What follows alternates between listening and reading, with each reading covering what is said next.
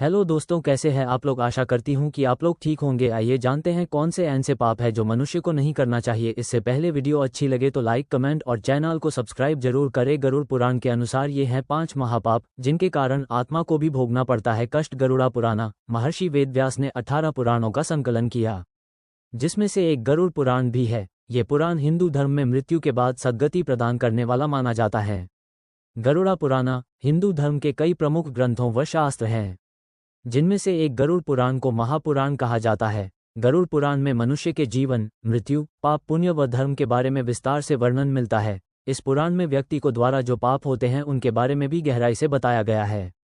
गरुड़ पुराण के अनुसार ये हैं 5 महापाप, इन कर्मों से बचकर रहें। गरुड़ पुराण के अनुसार ये हैं 5 महापाप जिनके कारण आत्मा को भी भोगना पड़ता है कष्ट। दरअसल गरुड़ पुराण के अनुसार व्यक्ति जो भी कर्म करता है उसका फल मरने के बाद उसकी आत्मा को भोगना पड़ता है, फिर चाहे वह पुण्य कर्म हो या पाप कर्म।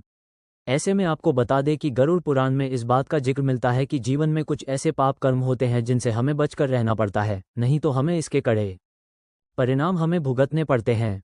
ये हमारी आत्मा के लिए भी अत्यधिक हानिकारक बताए गए हैं।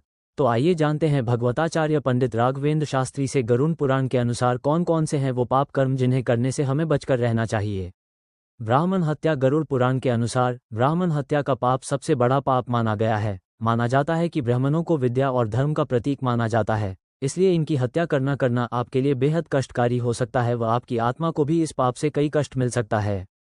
गौ हत्या। हिंदू धर्म में गाय को माता का दर्जा दिया गया है और ऐसे में गरुड़ पुराण में इस बात का स्पष्ट विवरण मिलता है कि गौ हत्या महापाप होता है। अगर कोई व्यक्ति गौ हत्या जैसे पाप का भागी बनता है तो उसे अत्यधिक दुखों का सामना करना पड़ सकता है और आत्मा को भी कई कष्ट मिलते हैं। माता पिता की अनादर। माता पिता को भगवान का दर्जा दिया गया है। ऐसे में अगर हम अपने माता पिता का अपमान करते हैं या फिर उनकी बातों की अवहेलना करते हैं तो इससे बहुत बड़ा पाप माना जाता है। गरुड़ पुराण में इस पाप को बड़े पापों में शामिल किया गया है, इसलिए अपने माता पिता का हमेशा सम्मान करना चाहिए। किसी का शोषण करना। गरुड़ पुराण के अनुसार अगर आप अपने फायदे के लिए किसी का शोषण करते हैं या अनुचित तरीके से किसी की संपत्ति को हड़पते हैं या किसी के साथ दुष्कर्म करते हैं तो यह न केवल आपके लिए बल्कि आपकी आत्मा के लिए भी काफी कष्टकारी हो सकता है, क्योंकि गरुड़ पुराण में इस महापाप माना जाता है। धर्म के मार्ग से विचलित होना। व्यक्ति को हमेशा अपने जीवन में धर्म के मार्ग पर चलने की सलाह दी जाती है, क्योंकि जो व्यक्ति अपने जीवन में धर्म मार्ग से भटक जाता है और नाना प्रकार के पाप कर्म में लीन हो जाता है उसका विनाश होना निश्चित हो जाता और वह गरुड़ पुराण में बताई गई सजा का पात्र भी बन जाता है। इसलिए हमेशा धर्म के मार्ग पर चलना चाहिए। गीता के अनुसार सबसे बड़ा पाप अज्ञान है, क्योंकि यह व्यक्तियों को गलत रास्ते पर ले जाता है।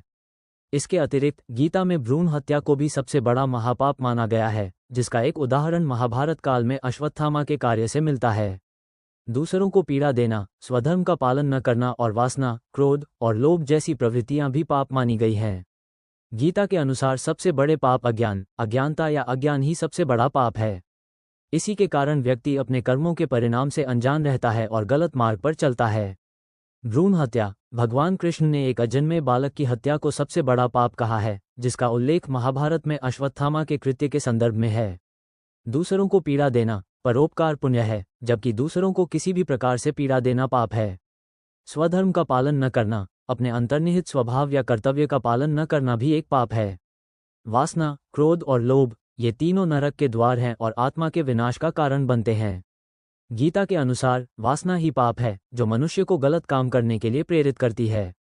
गरुड़ पुराण के अनुसार ब्राह्मण हत्या को सबसे बड़ा पाप माना गया है, क्योंकि ब्राह्मणों को विद्या और धर्म का प्रतीक माना जाता है।